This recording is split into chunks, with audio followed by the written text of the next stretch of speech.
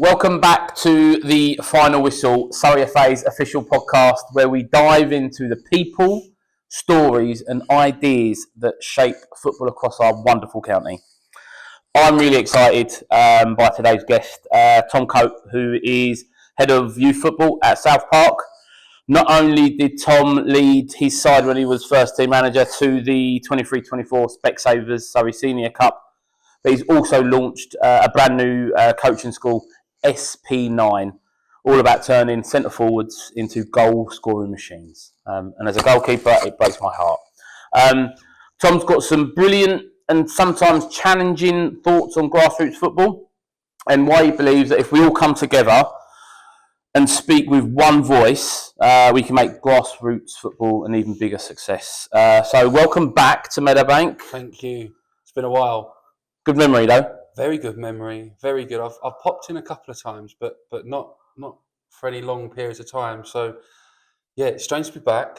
I walked out to the pitch a minute ago because I couldn't remember where I was going. I was hoping to go and see someone that I knew here. Yeah. But yeah, no, it's good. It was a good night. It's nice. And it was a turn up for the books and all, wasn't it? Yeah, we don't like talking about it. Nah, exactly. That's gone. So before we get into the nitty gritty, tell us about yourself and your footballing journey. So I mean, now the camera's on, there's no hiding. I definitely wasn't a player. I've always been a coach, and started off in sort of private academies. So Curva, who then went on to LPA. Spent a lot of sort of my younger years coaching there. Yeah. Then ventured into grassroots clubs. Started off at Colston Colts. Okay. Just around the corner from where I lived. That progressed into Whiteleaf. Yep.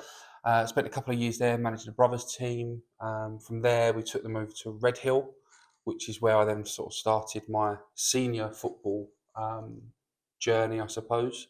So I did the 18s, the Sunday 18s, assisted in the background with sort of the men's first team. Yeah. I was given an opportunity as part of my B licence just to get an understanding and feel for it, which was quite nice. With the 18s sort of on their final year, I needed a placement for a couple of years. Yeah. As part of the sort of prerequisite. So yeah, jumped in there and sort of it's gone as far as being the South Park manager. Yeah. I was with Harrison, who ended up being a Red Hill manager at the time. We moved over to South Park, and when he moved on, I stayed. Yeah. As first team manager, took on the role. I was there, I think, just short of 2 years. It's a period I forgot about. I tried to anyway, for all the right reasons. But yeah, we ended up having a great full season. Yeah. I took over sort of November the year before my full season. Saw out that year. Started to put a few ideas of what I thought and what I picked up along the way. And again, in only a short space of time, sort of 4 years worth of football. And that's just the footballing time. There was COVID for that as well. So yeah, it was good to sort of get the B licence done, understand what sort of coach I was, because it was moving from youth football to senior football, and then start to put a few of my ideas on it. It turned out being quite a good, successful year. Yeah, you did all right, didn't you? Again, I don't like talking about it. Yeah. And yeah, so you know that, and running a busy day job. I work on the railway, so that's always busy. Yeah. And to be fair, I'm still only 33, so trying to keep myself busy. I don't know why we do it. It is, isn't it? Yeah. 33. God, it's worrying. I'm hoping to retire early. Never. I don't think people like us will retire because we get bored. So 33. So that would have made you 31 or 32 when you won the cup. Yeah, when you won the cup. 31, I think. 31. Was, yeah. So my next question, was that your managerial highlight? Yeah, I think it has to be. I think that whole year was fantastic for me, for the club. It was the club's joint highest finish in the league. Yeah. We had a really good run in the FA Trophy, which ended at Hereford, so going National League North level. Yeah, nice. An away day to there, which was one hell of a journey. Yeah. Literally. Yeah. On a coach. And yeah, we only lost 1-0. Yeah. So, we gave ourselves a really good run in. Really, really pleased with the boys. It's good to see that some of the boys stuck around, but also some of the boys have gone on to some bigger and better things. Yeah. But it sort of then got capped off with the Surrey Cup. It was the year that everyone fielded ineligible players, so we definitely got a little bit of slice of luck. I'm well aware of that. Yeah. But we came to the final, played it here against Farnham, who have gone on to some fantastic things. Again, they were unbeaten as well, weren't they? Yeah, I think. Yeah, they sprung that one on their socials quite a few times. Yeah. Oh God, yeah, definitely. And fair play to them, but we came in with a completely different mindset. Yes, we were the step 4 team against the step 5 opposition. I think a lot of people felt that Farnham were probably favourites on the night. They brought a great crowd. It was nice playing here, definitely under lights and the occasion, and seeing people's families coming out all together. Yeah. I don't know. I think we arrived, and I can't remember who I looked to. Might have been our goalkeeper guy Dilgs or Ben Newman, my assistant at the time. I just went, it's on. Fancy us. Yeah. You just sometimes walk in, you go, I think tonight's our night. I think as well, when you've got a goalkeeper like you had in Brax, who is, listen, I know his brother, and I think his brother's one of the best coaches, who still won't come on the podcast. He still will not sit there and talk about how good a coach he is. But when you've got a goalkeeper, I've always said the spine is so important in a team. Yeah. And when you've got him in your sticks, he's worth a win, isn't he? No, more than, and he's still at the club now, and I still bump into him, which is great. And there was a story from that night actually. Like most clubs, they do match day items, and Ryan Healy, the skipper at the time, did a match day item of bring a motivational speech. Yeah. Now, I wasn't in the room. I'm gutted. And normally I'm in there just sort of soaking it up and enjoying the moment. But we weren't in there for whatever reason, and probably worked out being a better one. I don't know if Brax was first up or second up, but so I am told. Whatever Danny Bracken has said, changed it. That was it, boys. And I think they all had that sort of spine tingle moment. So, I think, Danny, like his brother, fantastic people for the sport. Brilliant fantastic people. for the local area. I hope Danny, I'm sure he'll probably hate me for saying it, I hope Danny gets his chance to go and be a manager. I'm sure he will. Yeah. And I think, moments like that will mean that he's going to be a brilliant one. Yeah. So, it was great to hear that had happened. I didn't know it until long after the game. But then I think a lot of things went right for us on the night. Farnham put up one hell of a fight, but our boys just came together brilliantly, and 1-0 win. We hung on at the end despite being asked a lot of questions. Yeah. Brought back Kieran Lavery for the final, wheeled him out, put a WD-40 on him. That's all you got to do with that lad, isn't it? And it was great. It was great for the club. I was really pleased for the board, Ricky, who always gives me his Sutton United stories. And told me he's a player. I don't know if you're aware. He used to play.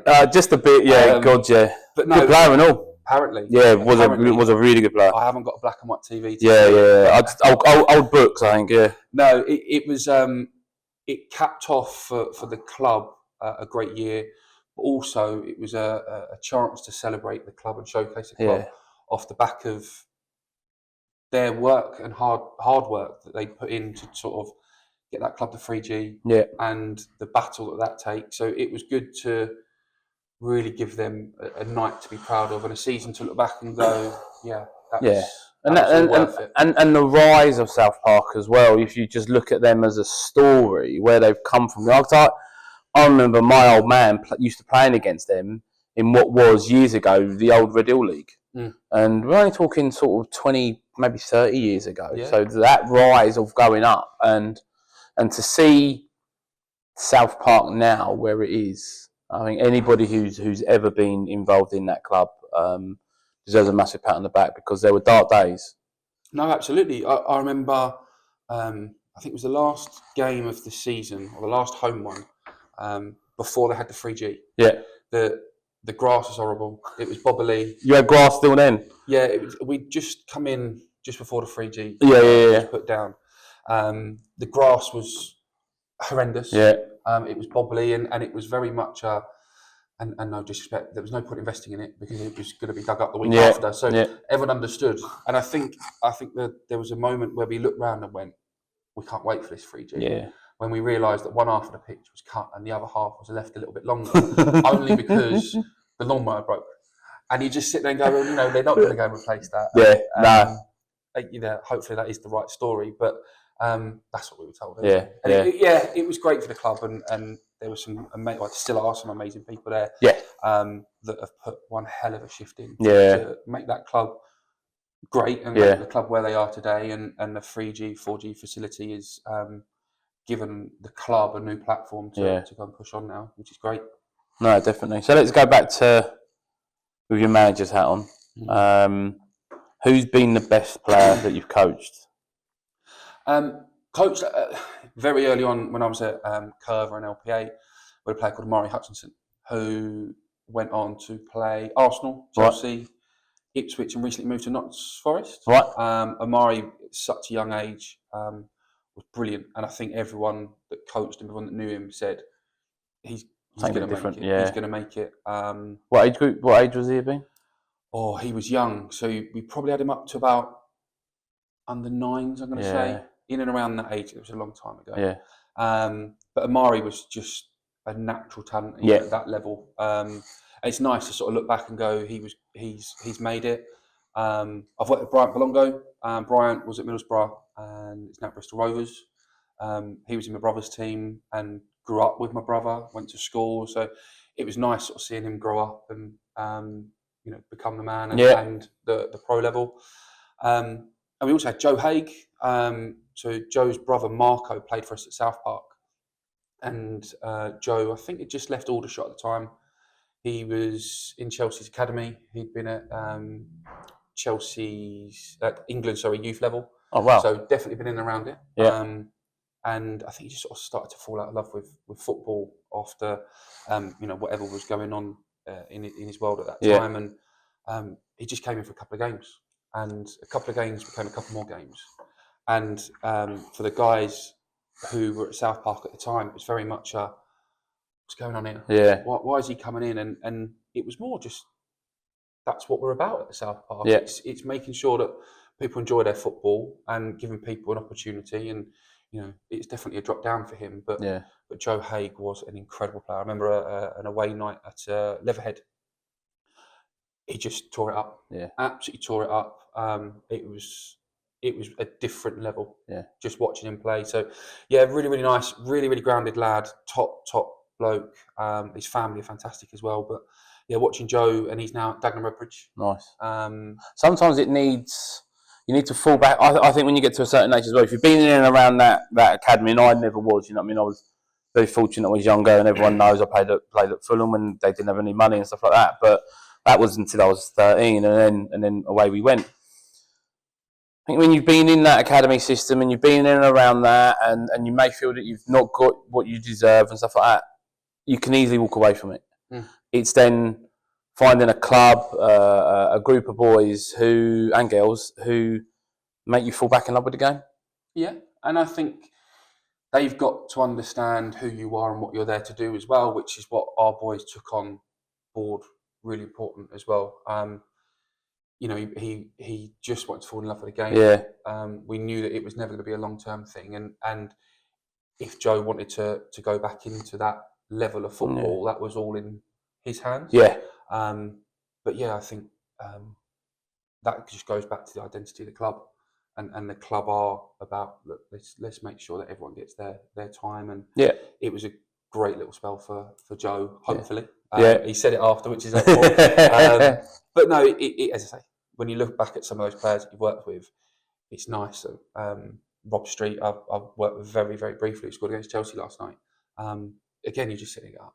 That was brilliant. It's nice that you see these boys grow up and be on the telly. Yeah, gotcha. No, I bet.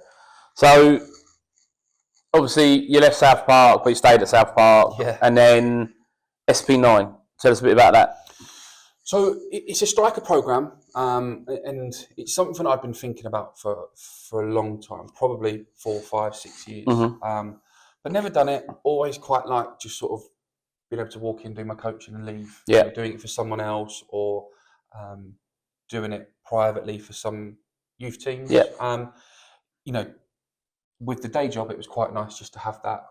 Do your bit of coaching, get your kick, and that was it. And Yeah. I was watching time after time players in the final third, not score, miss the target, Yeah. or worse, and it was like, okay, do they know exactly where they're going wrong, and do they know how they're going to fix that? But also the other side of it of, do they know how to mentally get over that, and how can they understand what to do next? Yeah. Because I think the technique is something that everybody works on. Yeah. But I don't think we do enough work on understanding actually, how do I process this as a player? Yeah. How do I move on? And what's next? How do I put myself back on the horse, so to speak, Yeah. and go again? Because That's what the greatest centre forwards do. that's the ones who perform. And I think it's something that's coming into the game a lot more now. I look back at Southgate when he was England manager. He brought in I can't remember her name off the top of my head, but a sports psychologist. Yeah. And she worked really, really hard with the team, spoke about mindset, spoke about understanding where you went wrong, understanding your responsibilities as a footballer, as a person. Yeah. And I think that sort of gave you a bit of an idea of SP9 could not only be specific technical training in terms of the final third, but also give the players a early start as to understanding where they went wrong. Yeah. So where they went wrong, how they can put it right, make small adjustments themselves in the game, but then also understand, right, what have I got to go and do next to get myself that opportunity? And it's not about easing up or stropping, as we have seen many young kids do. It's about, okay, I'm going to have to go and do a couple more runs. I'm going to have to try and get in behind a little bit more. I'm going to have to go and have one warm-up shot that gets me that zone in, and find your range again for the next one. That right opportunity that comes up. But yeah, I think just for players to review what they're doing in game. We're really good at doing it post game with the likes of VO and all the other many different cameras that are out there, and mum and dad filming it, which is great. I think it's just about in that moment that you plan and prepare for all week. How can players just start to understand you as a player? What can I change? How can I change? Where do I make that change to make them better on the pitch?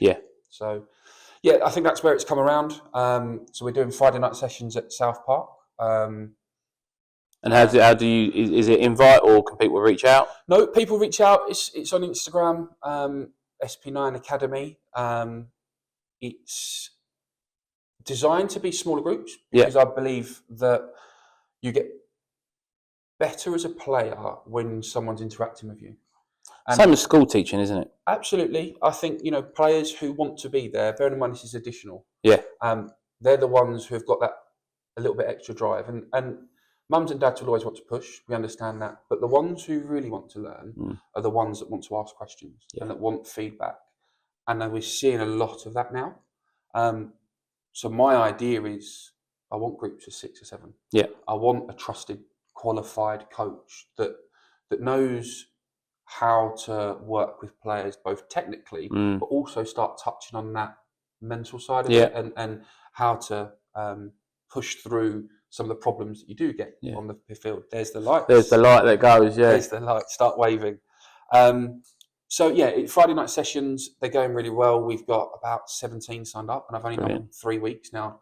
So we're looking at growing that and giving kids a platform just to grow themselves. And we're starting to, the back end of this sort of half term that's coming up, we're going to start doing some giveaways and not prizes, but more, how can we have some mental joggers around home so that they can take that as part of their game. So when we use little buzzwords or acronyms during the game, mum and dad can shout that, and it means something to the player. Totally. And they just trigger themselves into taking 10, 20 seconds out of the game, and just do a little review. What did I do? How can I be better? What do I need to do next? And how am I going to go and change that? So that's what we're now starting to bring in. Of course, it's fun because it is a lot of back of the net stuff. not all the time, I have to say. Yeah.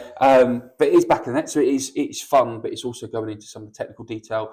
It's also going into, that, as we said, the mindset and looking up at the pros. Yeah. We get Monday night. We love Monday Night Football on Sky because they go and look at certain things. Yeah. Let's try and bring that into a child-friendly zone, but in language that they're going to understand. Yeah.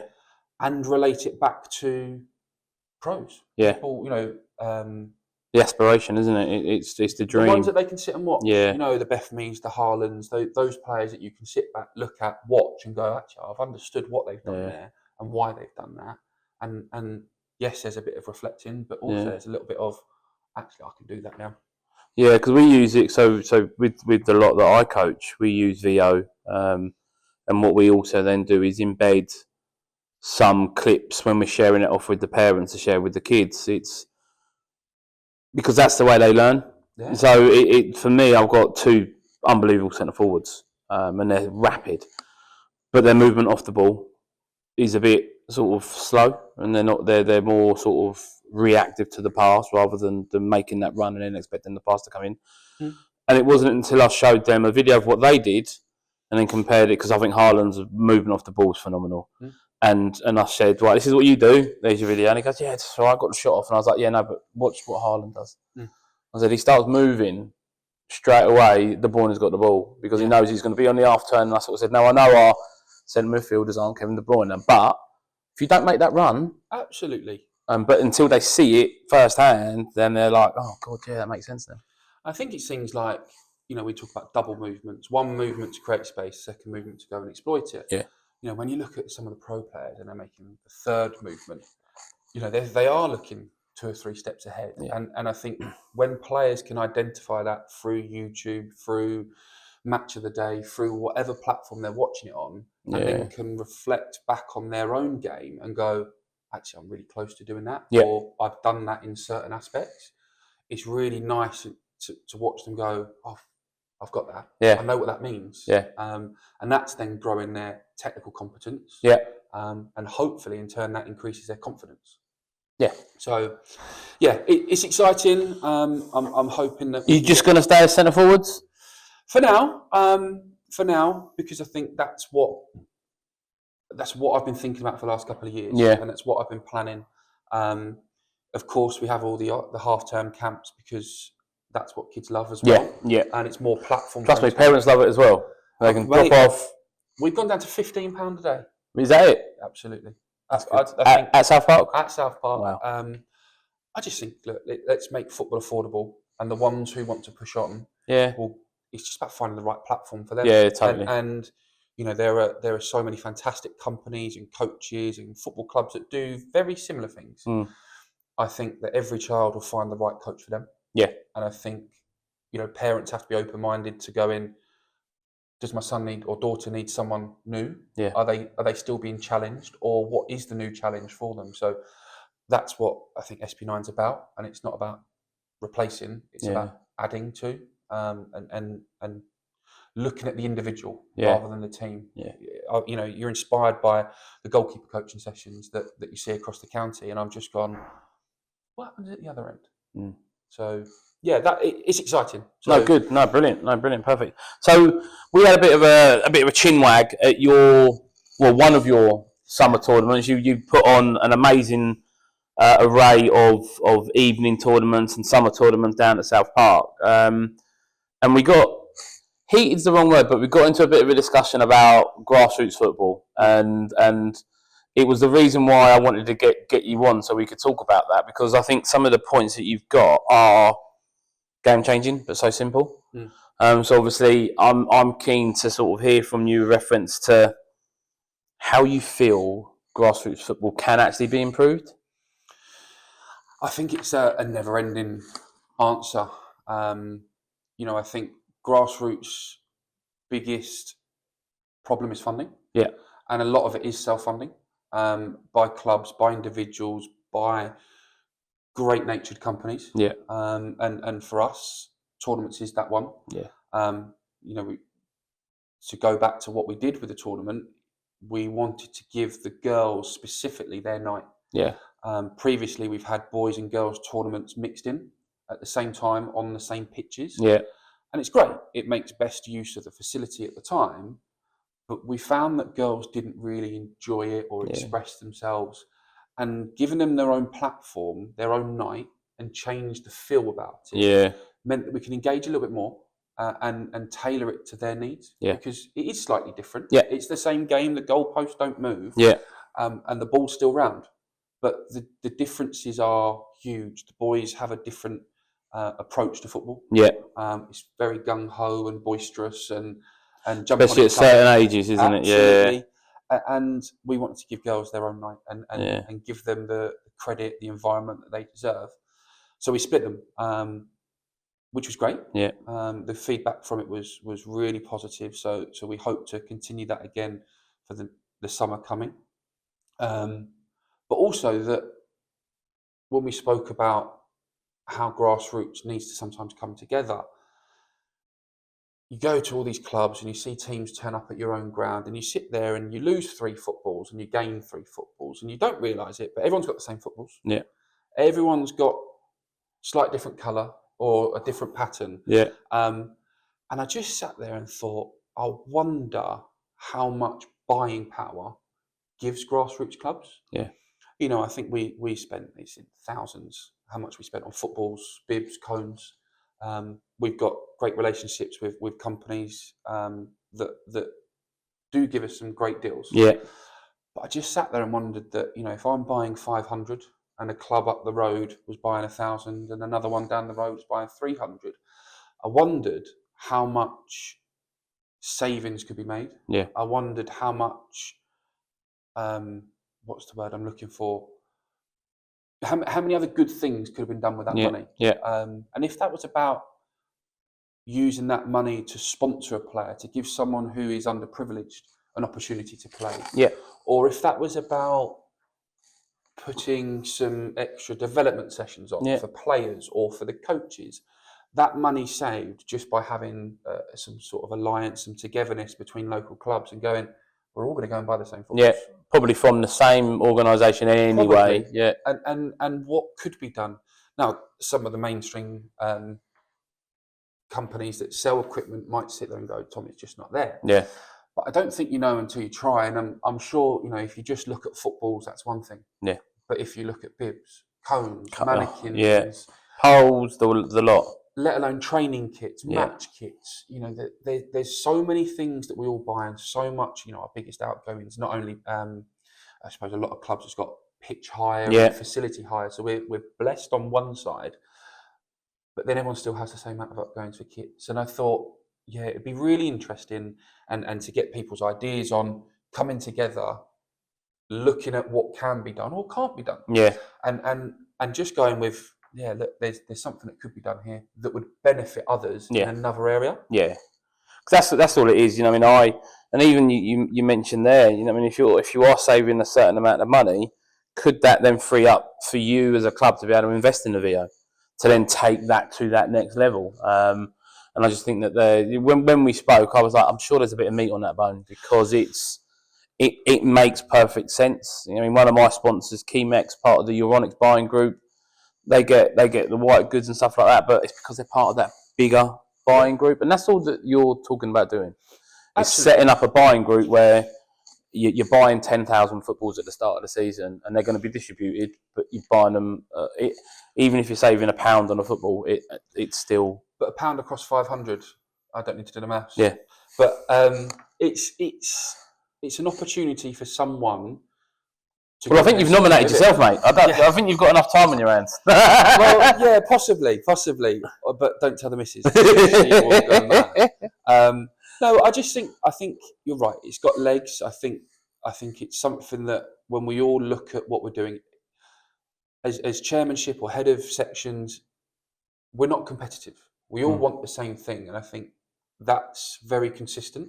No matter whether it's a local club that you deem as a rival at first team men's or women's level, at youth level, you're not competing committee to committee. You're not trying to outdo each other. You're not sitting there trying to nick a centre forward. What you are trying to do is put youth football on in the safest, best environment you possibly can. Try and give opportunities to as many people as you possibly can. I think that's worth something. I think that if it was explored, I think it would come out with something great. Yeah. It wouldn't necessarily work first time. Yeah. But I think that going forward, if there are partnerships and clubs that want to have that relationship, guys like yourselves here at Surrey can definitely help facilitate those types of conversations, and we all still buy the same footballs. Yeah, no, exactly. It's the one thing that you're going to. Yeah, it's exactly that. Yeah, no, totally. So I look forward to seeing your email saying that you set it up. So, so head of youth football at South Park. From being at your tournament, because I was there with my lads team and I was lucky enough to go there with my daughter's team as well. You're doing great things there. You really, really are. What's your vision and how big? Because there's a lot of football teams in and around your area. How big can South Park youth football be? I think you're right there. Surrey's a very football-rich area. Yeah. So kids, parents don't have to travel far for football. Most probably drive past 2 or 3 football clubs. So I think it was the first question I asked when I came in. I came in midway through a season and asked, what football club do you want this to be? Yeah. I didn't want it to be Tom Cope FC because I think my ideas are only great in my head, and I don't necessarily need to get everybody to buy into my ideas. Yeah. What does everybody else want? And then try and see if that fits with my ideas, or put maybe a spin on it from my point of view. Yeah. So that was the first thing I asked, and it was interesting to get feedback. Yeah. It was interesting to see levels of engagement. We went. It was a troubled time at the club. There wasn't. How can I word this? We were losing money. Yeah. And a 7K deficit is enough to hurt anyone. Yeah, 100%. But it was nice that we were able to turn it around. It was nice that people came together to spend wiser and be better at certain areas that allowed us to go back to looking at football. Yeah. So when we did go back to what club do we want this to be, we understood that, where we are now is Dorking.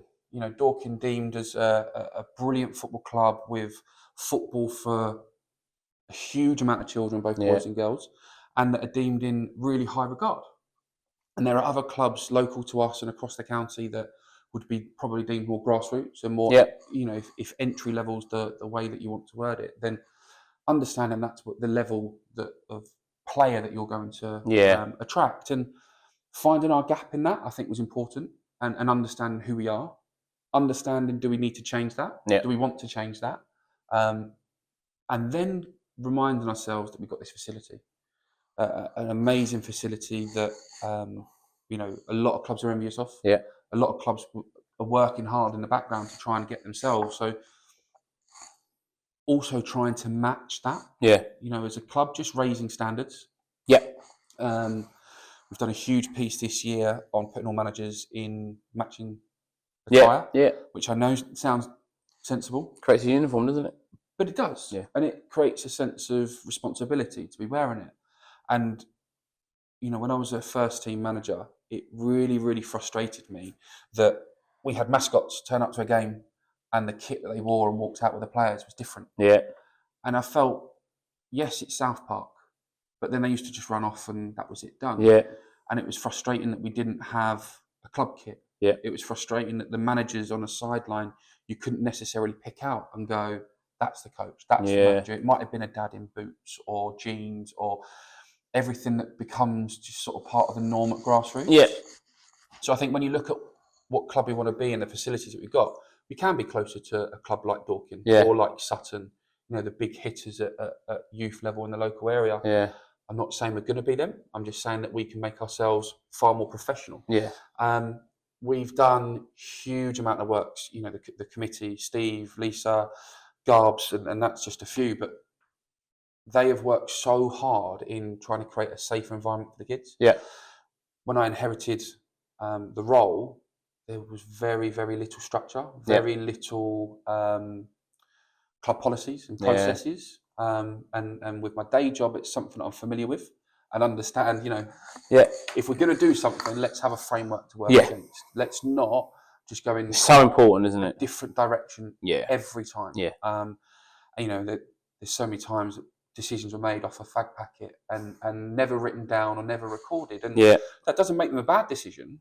That just says that It's unprofessional, isn't it? Yeah. Absolutely. And I think not to look at it with a business head on, but we've got 500 kids. Yeah. And that's 1,000 parents, if not more.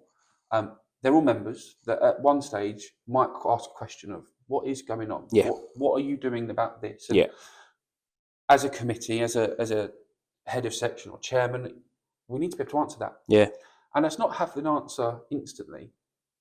We might have to come back to them. Yeah. Or we might have to go, we don't have an answer, but give us time to work on Yeah, it. you've raised it, so yeah. So we've worked really, really hard looking at what other clubs have got. I've come here and I've sat down with a number of people. Phil is a big one, and just spoke about what is required from a football club. Yeah. And it's huge. Mm. And Oh, it 100%. was scary to go, we haven't got a lot of this. Yeah. So yeah, huge amount of policies that we've put in, and policy sounds grey and boring. Trust me, they are. But what they do is give you direction. Yeah. They give you a bit of purpose, and they give you something to be accountable on. Yeah. And if an incident arises, you've got a set of words that you can use to help you deal with the problem. Yeah. Predefined, that take away the very easy. What's the word I'm trying to say? It's very easy to go off topic and go with friendships, or actually he sponsors us. Let's be lenient. Yeah. We want to be accountable for what we've got. Yeah, you go emotional, didn't you? And then you forget, actually, if you go on that business path of A to B to C to D, and it will get you to E rather than jumping and missing. Absolutely. And I think everybody in the club would understand, and everybody hopefully in the county and further would understand that as long as there's a set of rules and an idea on how you're going to apply them, people buy into that. And the ones that don't are probably the ones that you won't want at the club. Yeah. And they're the ones that will be the troublemakers. Yeah. Or the ones that will look to bend them. And that's fine. Yeah. But as long as we've got an idea on how we're going to deal with certain incidences as and when they arise. And it's been a huge amount of work. It's nice to say it's finally done. But we know it's never done. Yeah, it never stops. It never stops. We know that the moment we use a process or a policy, that we're going to have to review it to see if it was fit for purpose. Yeah. We know that we're always going to have to constantly review them because things change. You know, we talk about using video technology and social media platforms, but it isn't long until something new comes out. And it's ever, and I think that's the beautiful part of football, of technology, of the way that the world is. There's always something new just around the corner. We just don't know it yet. No, absolutely. And I think from our point of view as a committee who are volunteers, which is really important to remember, you know, the volunteers at football clubs aren't, especially at grassroots level, they're not there to provide a service. Yeah. These are people that have got the same intentions collectively, and that's to try and facilitate football in a safe and fun manner. Yeah. But also be accountable to make change, and change that sometimes isn't always going to be liked, but also go with, this is what we're doing, this is why we're doing it. And that's, I think, is the biggest part of doing projects like what we've done. Yeah. Is understanding what we're doing and why we need to do it. Yeah. And then communicating that. You know, it is grey and boring. That I can say loud and clear. Yeah. But it will make for a better football club. Yeah. It will make for a safer one, and it will make, hopefully, the future of the football club grow. Yeah. And you know, you say where do we want to go, and a lot of it was about making it one club again. You know, my experience of being first team to now working with the youth teams, lights are gone. It's more about trying to bring it back to one club. Yeah. And we all wear the same badge. Yeah. Let's go back to making it feel like that. Yeah. And let's continue to grow. Yeah. You know, let's continue to increase teams at a steady rate, a manageable rate. That will come with increased facilities, which comes with increased workload, increased costs. The word is increase, isn't it? And it's across the board. It's and it leads perfectly into the next question. It's making sure that you're ever evolving and you are always looking forward, but understanding where you've got to and where you've come from. Celebrating it. Yeah. Absolutely. We've done a lot of celebrating collectively this year, a big thing that I wanted to do was bring the awards closer and bring teams together. Yeah. You know, previously, for a number of reasons, teams celebrated their player of the year and top goal scorer and the hundreds of other awards that these managers do. Yeah. But they used to do it by themselves in the bar and sometimes shouting over the lot that have just finished theirs at the bar getting a new drink. Yeah. But little Johnny, we always say little Johnny. I've got a few little Johnnies. Yeah. Little Johnny who did get player of the year or top goal scorer. Yeah. They deserve their moment. Yeah, 100%. They deserve their moment, getting their applause. Yeah. So we scaled it back, and we had to because what we had planned, it was definitely going to be rained off. So it's nice that the local community opened up and the church up the road welcomed us in. Nice. At very, very short notice, I have to say. So we split into two, older group and a younger group. Yeah. And it was nice that managers got to stand up, talk about their team, celebrate their team. Yeah. And the ones who did shine that year all got their moment. Yeah. Which is huge, I think. No, totally. So I know that from speaking to Craig and Harry, listen, I'm a referee and I'm searching for a referee for a game for this weekend, like most grassroots managers probably are, but you've really embraced it.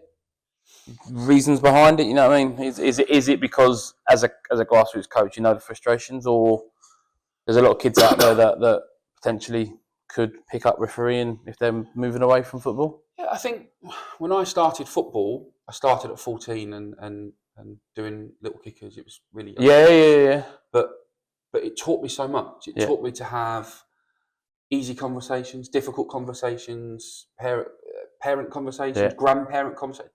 They're all completely different. And chase money and have that conversation of really sorry, but you've got to pay or you can't come back.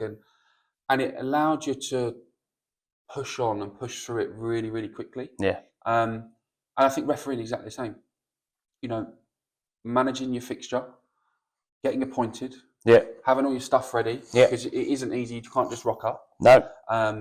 You know, making sure you collect your money. Yeah. And making sure it's the right money. And when it's a cup game and you don't realise it's a cup game, but an away team pays. Yeah. Making decisions. Yeah. And quick ones and ones that people don't like. So I really want to keep pushing the referees. Yeah. I wanted to make it intentional at the beginning. It was trying to open up for South Park. Yeah. With 24 spaces available, we managed to fill just over half of South Park players and a couple of parents, which is fantastic. Then we opened it up to some of the other local clubs. Yeah. So it was nice to open our doors and welcome those guys in. But then off the back of that, what we've done with Craig and what we're working with Harry is some of our referees from last year also volunteered on our tournament days, which is fantastic. You know, it wasn't all just about coming in and grabbing your money for an easy day's work or difficult day's work, it depends, and having a drink and something to eat. They all gave up on the day, which was fantastic. Yeah. And we rewarded that by giving them all a referee's kit. Yeah. And the thought behind that when I spoke to Craig, and I think the saying that I said is, no one ever speeds past a marked police car, you know, that says police on the side. But the unmarked ones, you just do. Yeah. And I think it's sort of transferable to the referees in that the referee that's dressed in a formal referee outfit, if that's what we want to call it, or kit, the referees that are under the age of 18 that have got the yellow armbands on, I think 30, 40, 50% of shouts go away just by wearing that and just by being that marked police car. Yep. So I really wanted to push that message, and I really wanted to give the kids the opportunity of us buying that for them. Yeah. Because what 14, 15-year-old has 50, 60 quid for a referee's kit. Yeah.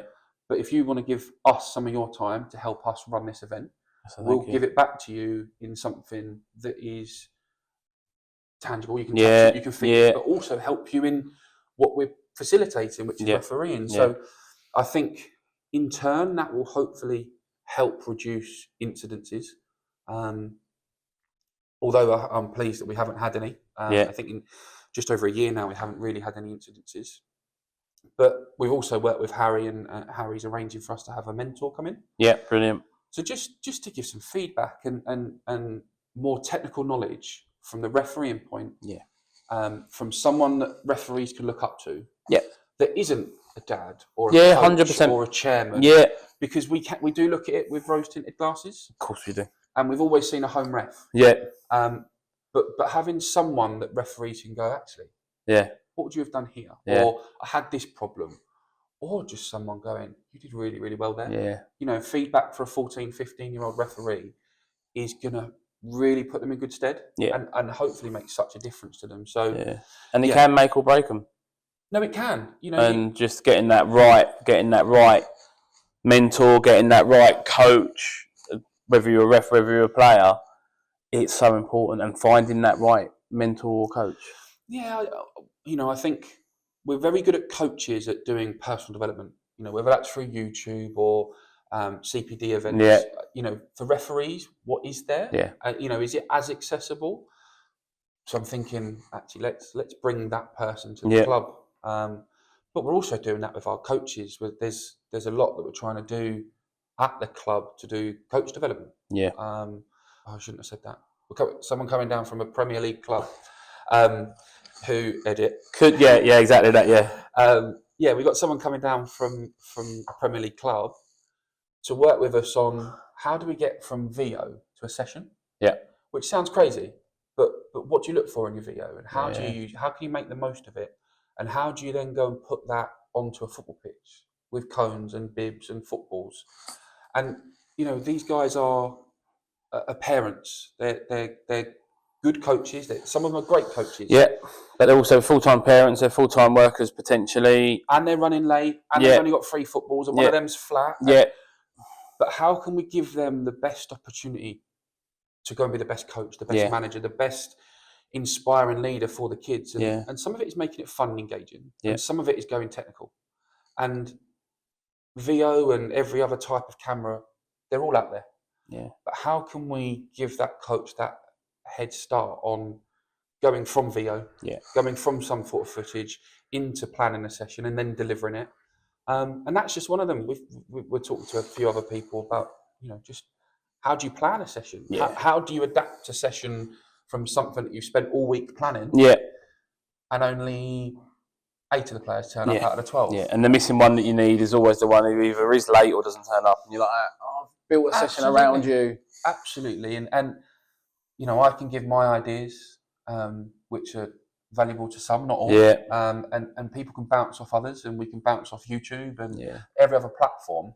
But if we can get someone who is highly respected, you know, exactly what we do CPD wise. Yeah. I'm just trying to bring it all back into South Park because you know, these busy parents are dads and mums and workers and shift workers, and they might not be able to travel over to Meadowbank or Woking or London. Let's see if we can bring it straight into the club. Yeah. And if it's showcasing us and what we do, and growing our profile. I don't want to sound corny, but if that showcases how good we are as a club and how we operate amongst everything else that we're doing, that's something I'll scream from the rooftop. I love it, and it's quite good because obviously we're literally in the final stages of trying to plan a session with VO as well to get the most out of it. So it's music to my ears that you're going down that route. So before we get into the final 2 questions, which are always my fun part,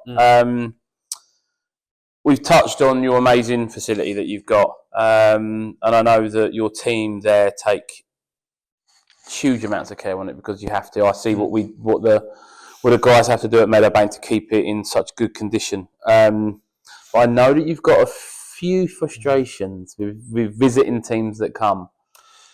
Do you know what? It's not just visiting teams. Really? It's a problem. I think, you know, clubs who get 3Gs are very fortunate, and that's sometimes through funding and grant applications.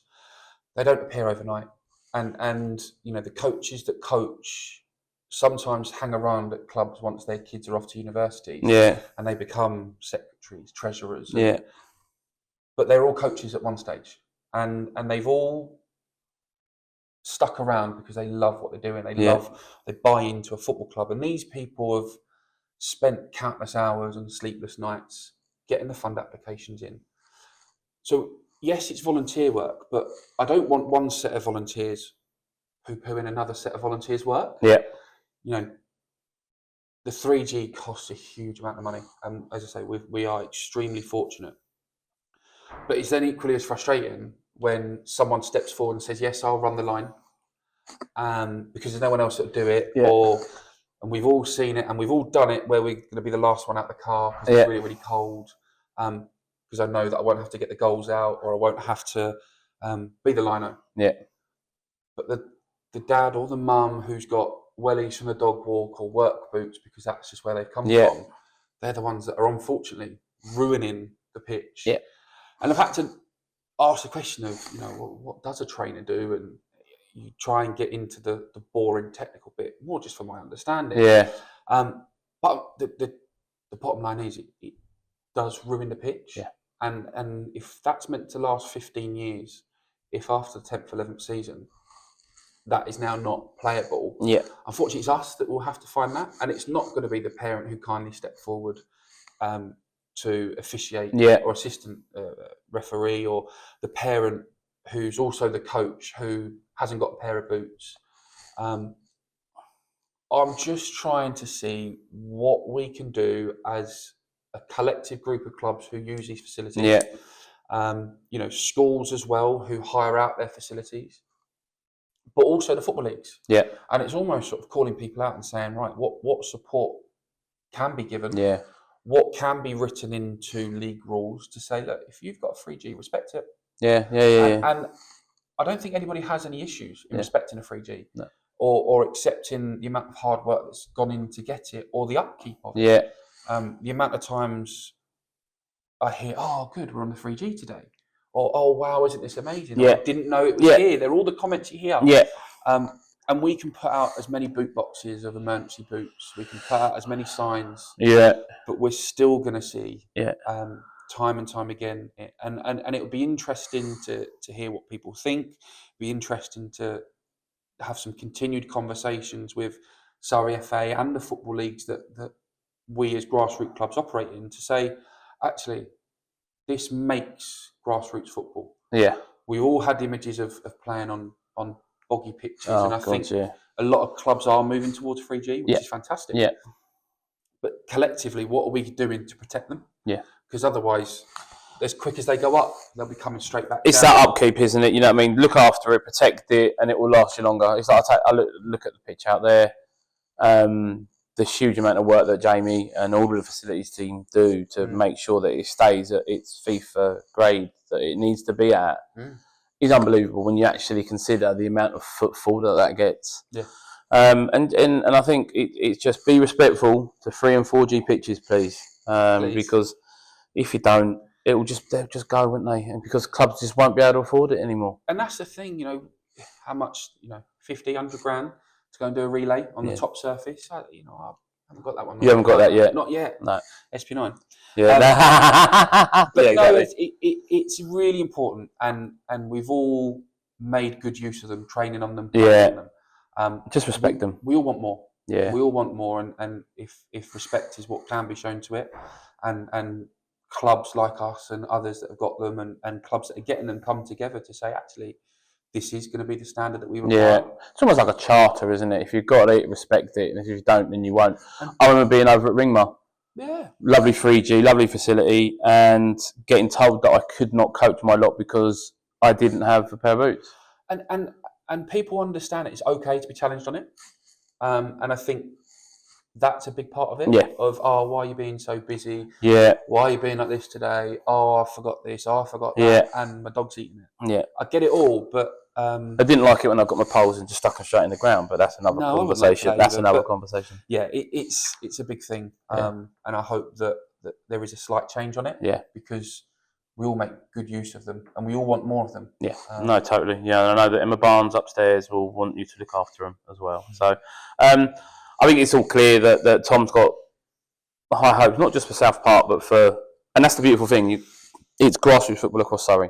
100%.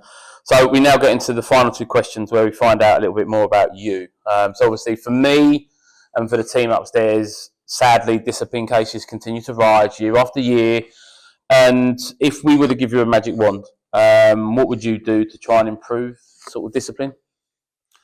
I don't think you want to improve discipline on someone who in a heat of the moment says or does something. Yeah. You know, I think a lot of it's reactionary. Yeah. And a lot of people do reflect after and understand that there's wrongdoing. That I stand by. That's only a small percentage. Yeah. But for the ones where it is captured on VO, for the ones where it's captured on phones, Yeah. we've all seen videos on socials and Facebooks that you scroll through and it's bad drivers, Yeah. or it's people rowing in a street. I think let's put it out there. Yeah. You know, if people, Name and shame. largely adults, want to act like children Yeah. or misbehaving children, let's put it out there. Yeah. And you know, not let social media eat them up. That sounds negative and horrible, but let's actually publicise exactly what goes on. And I think that will start to change the culture. And I think people won't want to be that person. Yeah, of course not. And the moment that a VO goes up, that you know, there's more and more of them going up. Yeah. And it's very easy to whip out a camera and start pressing record. Yeah. I think, yeah, people should understand that if you're in and around kids' football, you know, and you're the adult, be prepared that if you're going to act in a manner or behave in a way that is unacceptable, Yeah. you're going to have to stand by that. And if that goes out on social media, and of course that we do it protecting the children, Yeah, exactly that. I think that, yeah, why not? You know, name and shame. Whether you name a club, whether you name a person, let's just put it out there. Yeah.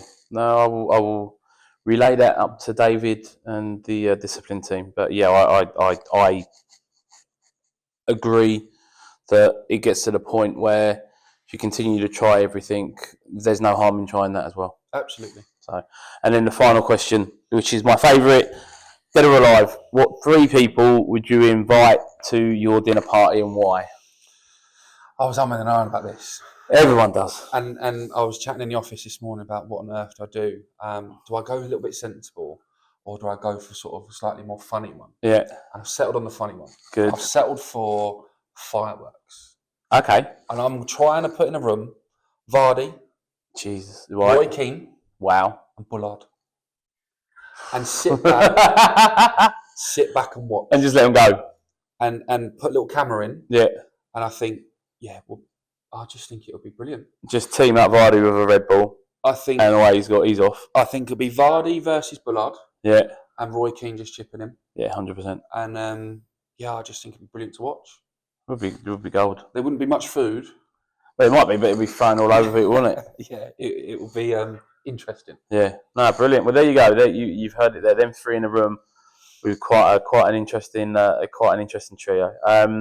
That's it for this episode of The Final Whistle. A massive thanks to Tom for coming in.